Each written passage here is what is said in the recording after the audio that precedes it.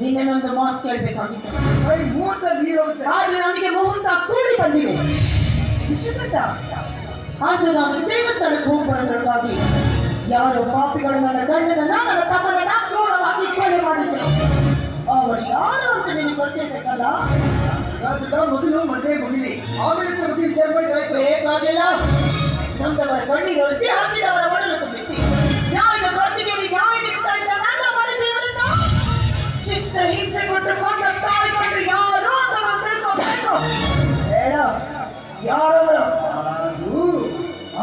ನೀನು ತುತ್ತಿದ್ದು ಜಪಾನ್ ಮಾಡಿದಲ್ಲ ನಿನ್ನ ತಮ್ಮ ನರಸಿಂಹ, ಅವನೇ ನಿನ್ನ ಗಂಡನ ಕೊಂದಿದ್ದು. ಮೆಚ್ಚಿದೆ ನಿನ್ನ ಮಾತನ್ನ. ಒತ್ತಿಗೆ ನೀನು ಹೇಳೋ ಕಟ್ಟು ಕಥೆಯನ್ನು. ನನ್ನ ತಮ್ಮ ನರಸಿಂಹ ನೀನು ನನ್ನ ಕೊರಳ ತಾಳಿಯನ್ನು ಹರಿಸಿದ ನಿಜ. ಆದರೆ ನೀನಾವ ತುಳಸಿಗೆ ಬಲಿಬಿದ್ದ ಅವನ ಎದೆಗೆ ಗುಂಡು ಹೊಡೆಯೋ?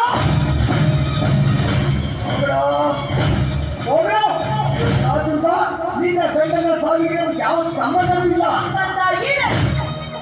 ಅವರಿಬ್ಬರನ್ನ ಕೊಂದ ಕೊಲೆಗಾರ ಬೇರೆ ಅಲ್ಲ, ಅದು ನೀನೇ.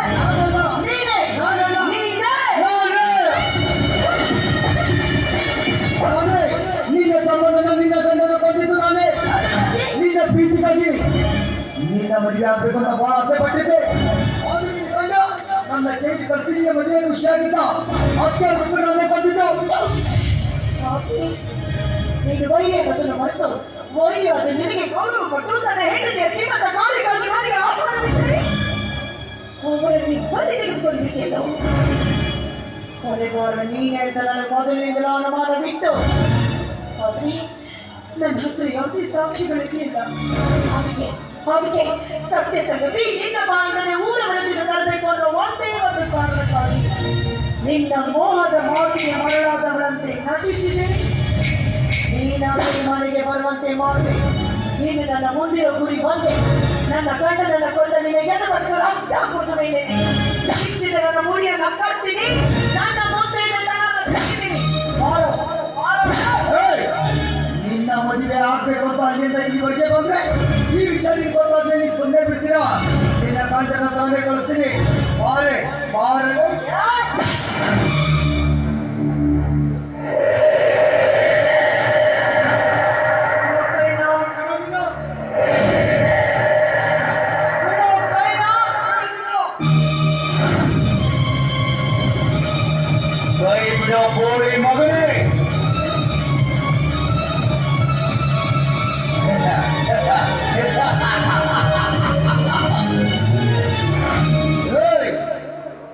ಯಾರೇನು? ನಾನೇ ನಿನ್ನ ಪಾಲಿಗೆ ಮೊದಲ ಪರಮೇಶ್ವರ್ ದೇಶ್ಮುಖ್. ನಾನಿನಂತ ಹೇಳಿದ್ದೆ, ನಮ್ಮೂರಿನ ಹೆಣ್ಣು ಮಕ್ಕಳ ಗಣಿಗಿದ್ರೆ ಅವರ ದೇಶಕ್ಕೆ ರಕ್ತ ಕುಡಿತೀನಿ ಅಂತ.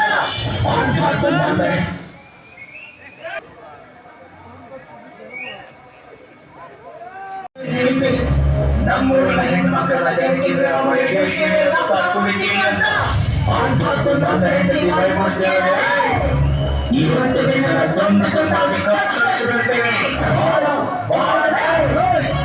ಈ ಜೀವಕ್ಕಿದ್ದಾಗ ನಿನ್ನೇನು ಮಾಡೋಕ್ಕಾಗಲಿಲ್ಲ. ಈಗ ಸತ್ತಿದ್ದೇವ ಬೇರೇನು ಮಾಡ್ತೀಯ? ಯಾಕಂದ್ರೆ ನಾನು ಶಿವನ ಭಕ್ತ. ನನ್ನೇನು ಮಾಡೋಕ್ಕಾಗೋದಿಲ್ಲ.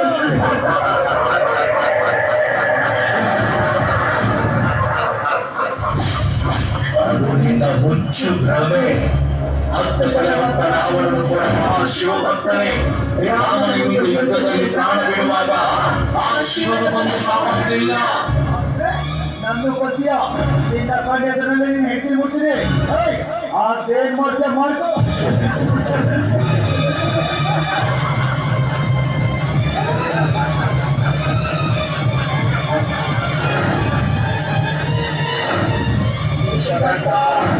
ಸಂಚು ಮಾಡಿ ಹೊಂಚು ಹಾಕಿ ನನ್ನ ಚಿತ್ರಿಸಿ ಕೊಟ್ಟು ಕೊಂದ ನಿನ್ನನ್ನ ಉಳಿಸೋದಿಲ್ಲ. ಪ್ರಶಾಂತವಾಗಿದ್ದ ಸಾಗರದಲ್ಲಿ ಸುನಾಮಿ ಎಂದರೆ ಅದನ್ನ ತಡೆಯಲು ಯಾರಿಂದಲೂ ಸಾಧ್ಯವಿಲ್ಲ. ನೋಡ್ತೀಯಾ?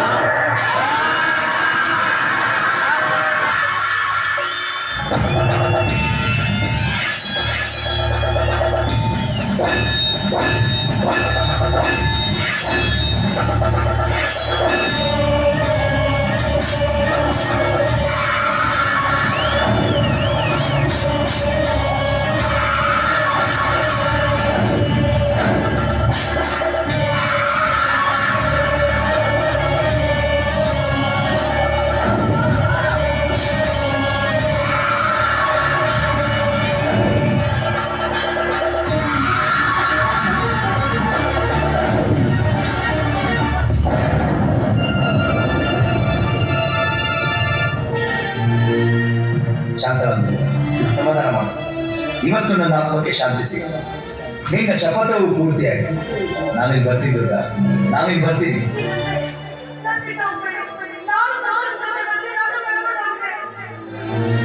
ಬೇಡ ದುರ್ಗಾ, ನಿನ್ನ ಮಡಿಲಲ್ಲಿ ನಮ್ಮ ವಂಶದ ಕುಡಿ ಬೆಳೀತಾ ಇದೆ. ಅವನ ಲಾಲನೆ ಪಾಲನೆ ಜವಾಬ್ದಾರಿ ನಿನ್ನ ಮೇಲಿದೆ. ನಾನಿಲ್ಲ ಅನ್ನೋ ಕೊರಗು ಯಾವತ್ತೂ ಬರಬಾರ್ದು. ಅವನೇ ದೇಶಮುಖದ ಮನೆತನದ ನ್ಯಾಯಾಧೀಶನಾಗಬೇಕು. ನನ್ನ ಸಮಯ ಮುಗಿತು. ನಾನಿಲ್ಲಿ ಬರ್ತೀನಿ ದುರ್ಗಾ, ನಾನಿಲ್ಲಿ ಬರ್ತೀನಿ. ಸ್ವಲ್ಪ ಹಿಂದೆ ಸರಿ